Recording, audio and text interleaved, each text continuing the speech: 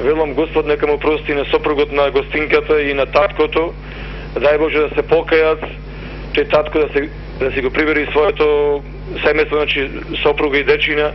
Мислам дека човекот кој пред малку се јави и кажа дека било грешка што жената останала по втор пат бремена, мислам дека не е грешка, дека рожбата која значи ја добила така како второ дете, дека тоа е радост, па каков и да бил таткото, сепак гревот е негов, но не е грешка дека таа останала бремена и дека се родило здраво и живо детенце. Дај Боже да се раѓаат што повеќе дечина. Значи не е грешка дека таа по втор пат била бремена, туку ете велам грешката е во сопругот, значи во таткото е грешката, не е грешката дека таа родила здраво живо второ детенце.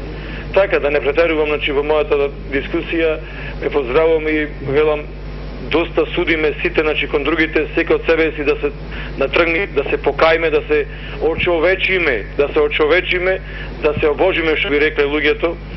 Така, да бидеме луѓе каде и да сме. Поздрав и проштевајте ако некого навреди. Благодарам многу, Тале, благодарам за поддршката. Наистина ми значи твојата поддршка за се тоа што го кажуваш и за гласот на народот, бидејќи еве 13 години сме во етерот и 13 години речиси не следиш и се јавуваш си дел од овој народен парламент. Да, навистина е многу тешко кога некој става блокови, сопки, да речам, и рампи на ваквите емисии, имајќи факт дека овие емисии постојат само за народот. Ако вели не можеш да помогнеш, немој да одмогнеш. Значи, тука е вистината што ние говориме на оваа тема, а говориме навистина за најсуштествените теми. Господин Тале ја начина ова интересна содржина, бидејќи рожбите се најбитни во Македонија. Белата чума веќе се повеќе го има главниот збор.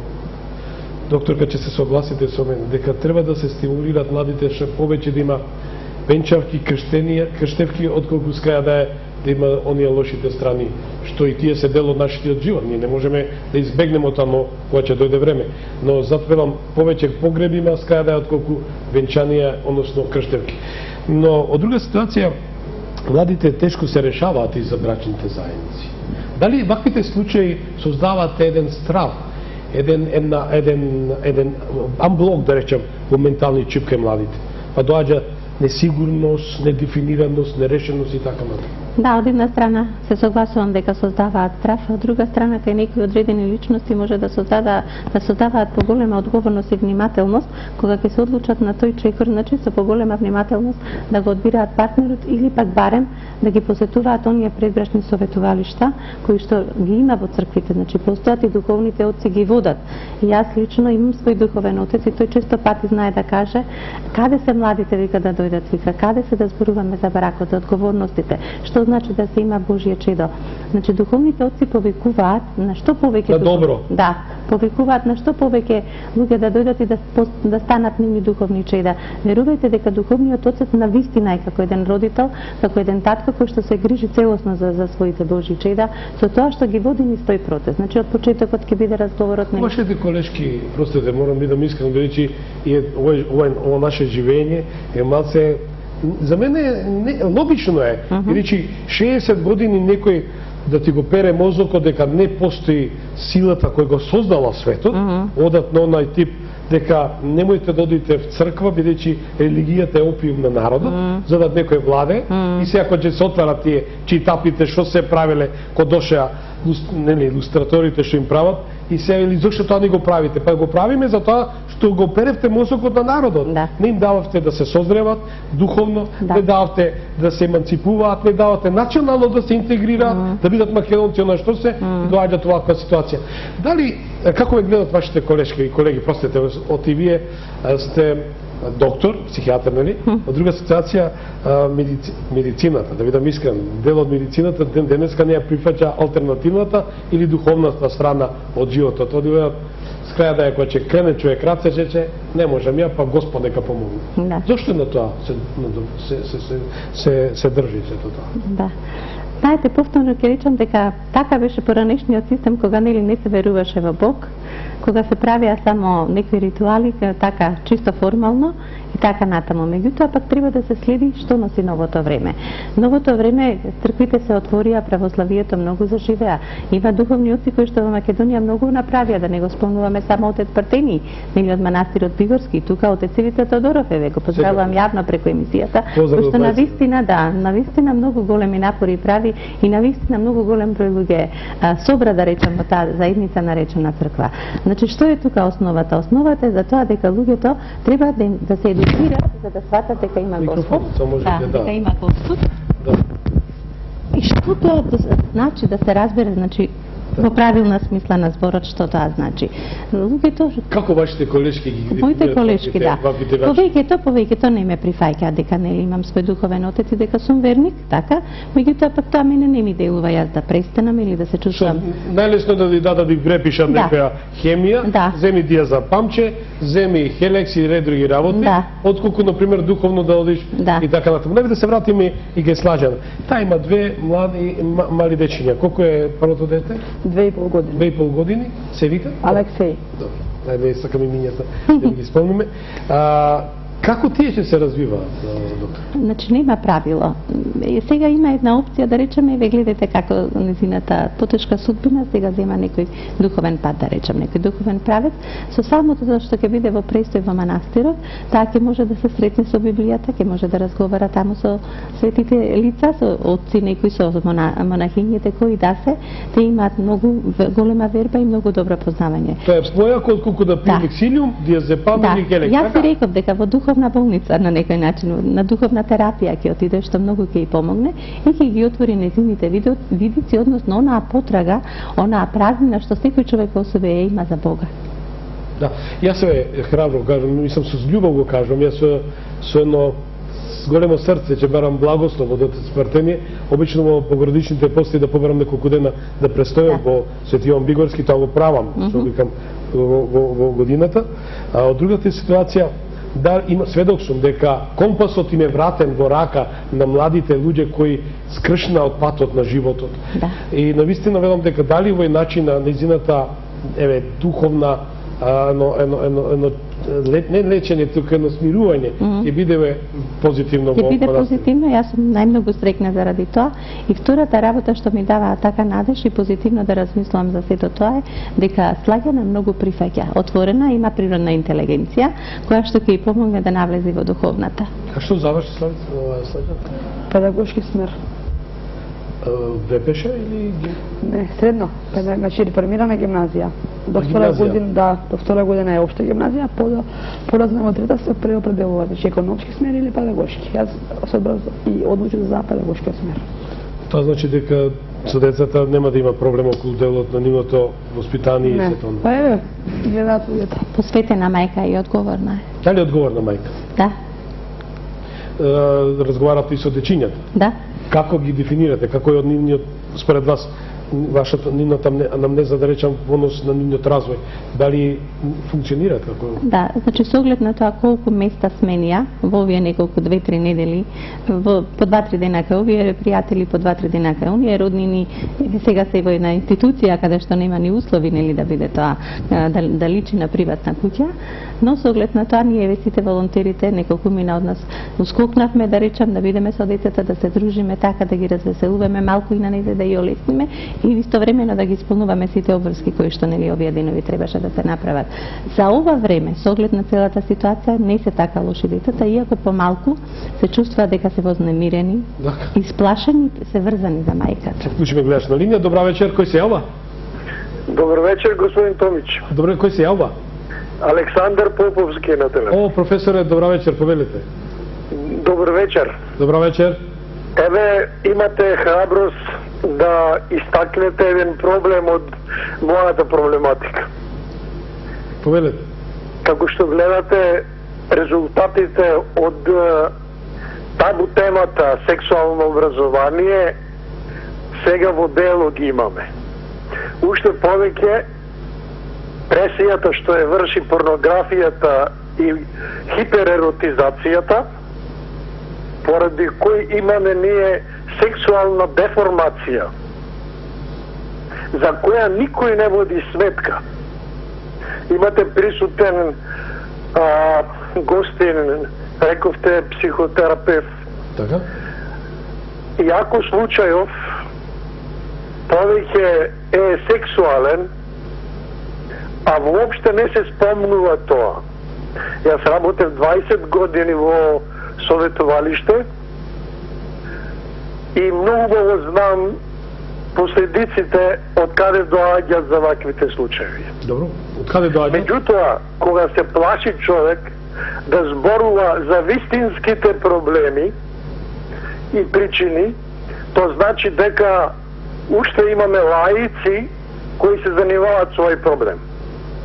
Овој не е социолошки, ова е чисто сексолошки, ама како последица на една сексуална револуција што има 40 години која владее на Балкан па и во Европа, али за тоа еднаш разговаравме на телевизија со вас дека е неопходно едукација на наставен кадар кој ќе знае сексуалноста да ја внесе во школо.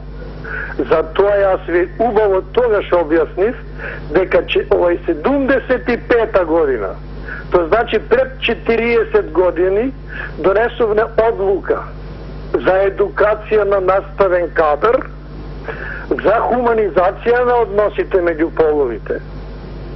А уште имаме и Сдружение за сексуална заштита на жените и мажите, 10 години со врвни стручњаци, и покрај сето тоа, за жал, не успеавме да се наметнеме за да се почне на некој начин во школите или на факултетот за едукација на наставен кадар.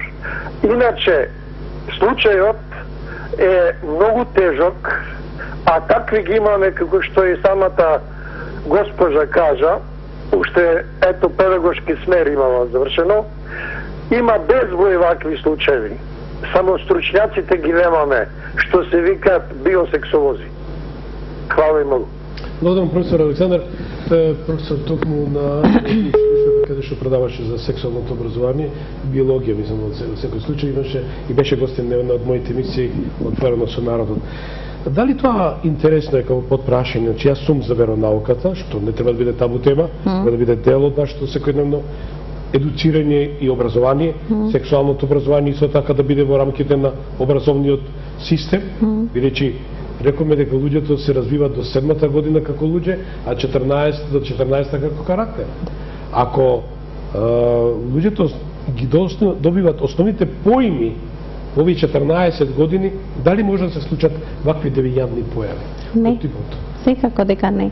Каде што имаме промени на партнери во континуитет, немање чувство кон биолошкиот потенцијал, одговорност немање. Одговорност? Би рекла да. Да, секако ќе помогне. Знам дека ја се прават напори во светот, во некои земји веќе мислам дека влезе во образовниот систем сексуалното воспитување и дека нели се образуваше наставниот кадар за да го води успешно тоа образование. Кај нас лично да ви кажам, некако има малку и отпор и во училиштата за тоа, бидејќи им е темата. Од кого? Од самите наставници, или родителите или од кого? И родителите на некој начин не се сите за, како што и не се сите за веронаука. Затоа што не знаат сите што значи веронаука. Не знаат сите не веруваат во Господ. Родителите кои што не веруваат во Господ нема да ги пушта децата на тие часови да одат. Во тоа е, затоа ќе биде изборен предмет.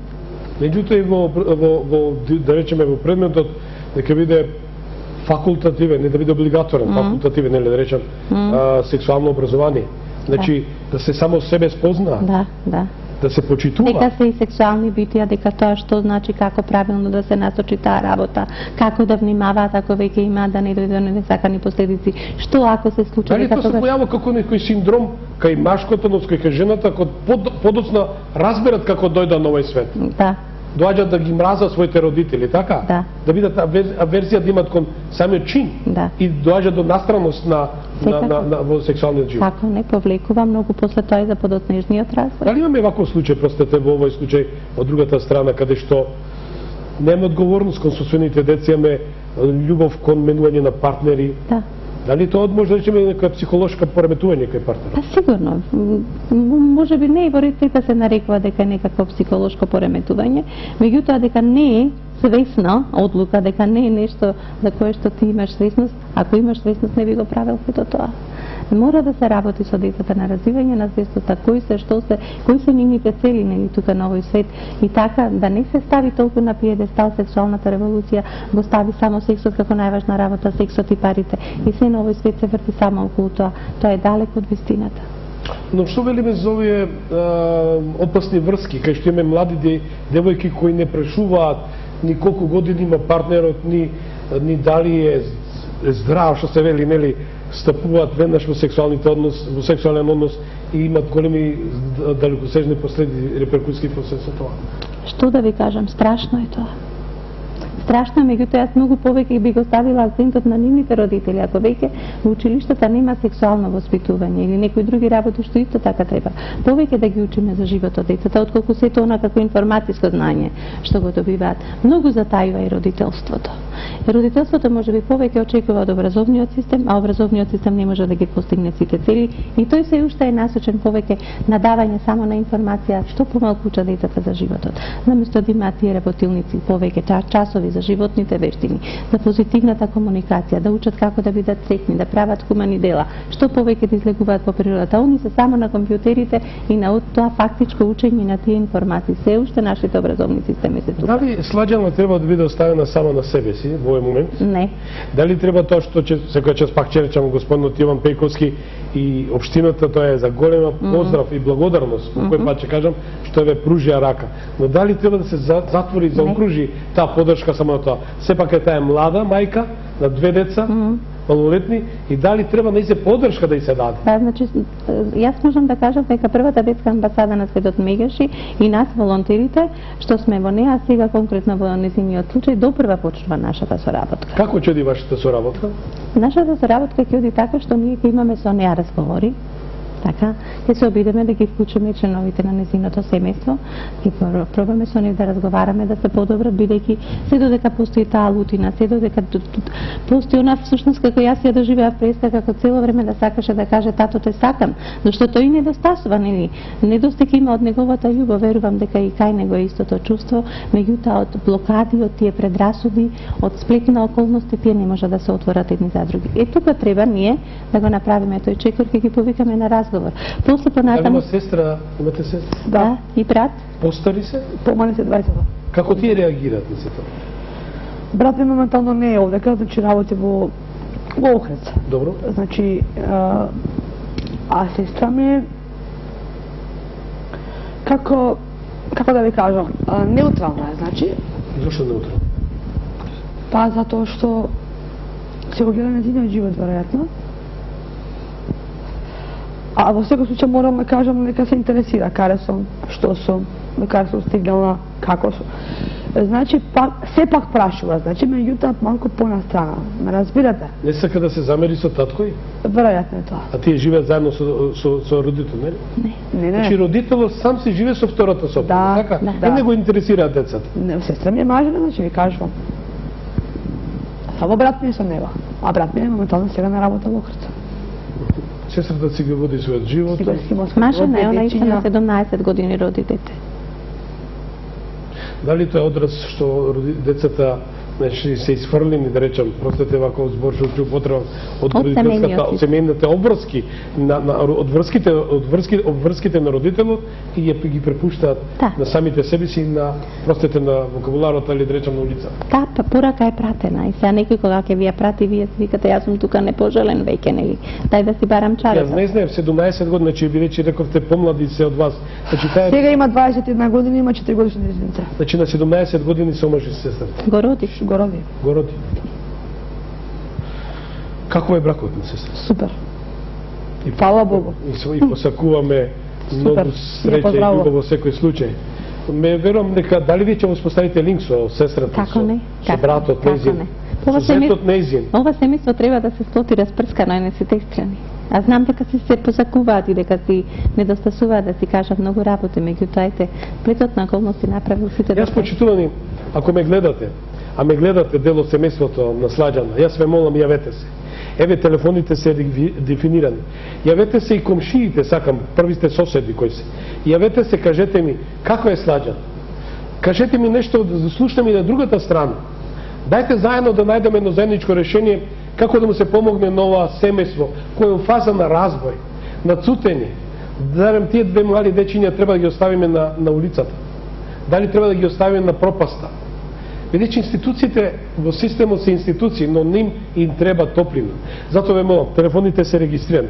Ќе бидам среќен доколку се јави сестрата, се јави таткото, ја многу би сакал таткото да се јави.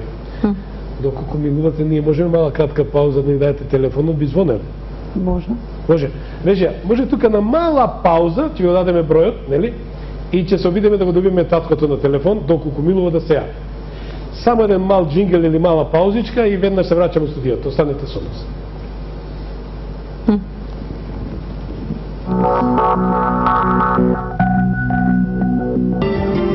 Гостилница Парк располага со капацитет од 70 особи внатре и 30 особи во летна бавча. Кој организира секако вид на прослави, матурски родендени, крштевки, помали свадби, семинарски состаноци.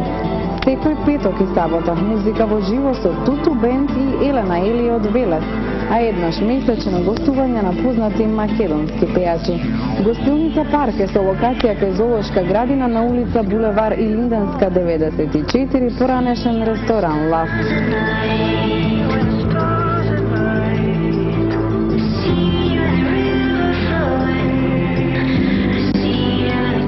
Да патуваме заедно. Организираме зимувања, дочек на нова година, летувања, туристички аранжмани и хотелски резервации. Ве носиме до сите европски метрополи. Крупни патувања, екскурзии, посета на фестивали, саеми, концерти.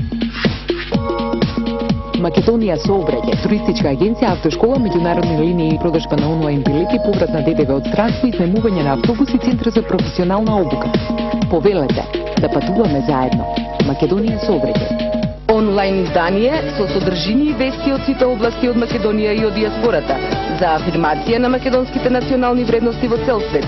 Секаде каде што живеат луѓе чија етничка и државна припадност ги поврзува со Македонија. Македонско сонце, 18 години, македонски светски магазин. Големиот љубеник во еднината на Македонија. Донатор и голем хуманист. Големиот македонец.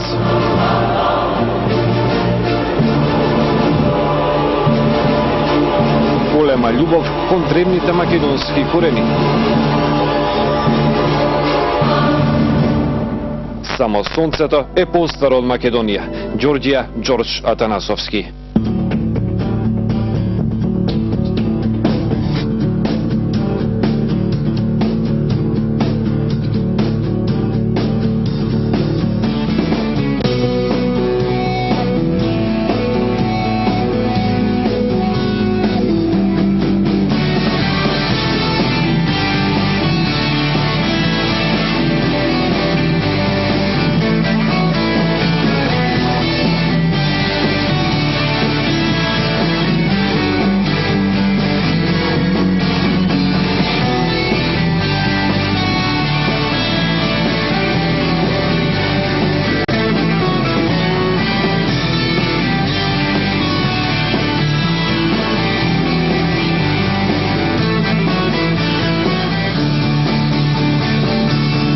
Оној прекрасен вкус, што сите го паметиме. Жито Прилеп. G'day!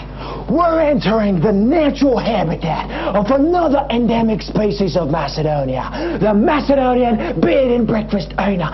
Be careful, this is the time of day when the female usually takes a nap in the living room. Make sure we don't wake her up, because that's the time when she becomes ferocious. Crikey! It's a dangerous situation. We better run, mate. Какво е ова трескање? Не знаете дека е време за одмор? Какви туристи сте вие? It was a close one. Now let's find out what happens when I try to turn on the shower.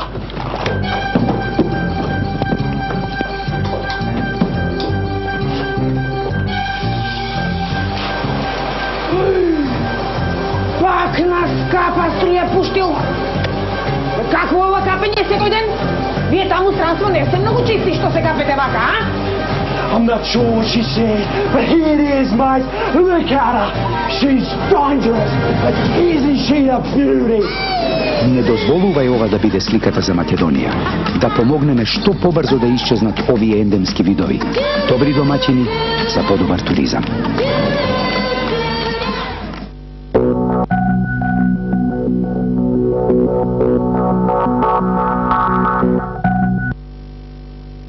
Да, драги мои, моето е да поканам, моето е да отварам порта, моето да побарам разбирање.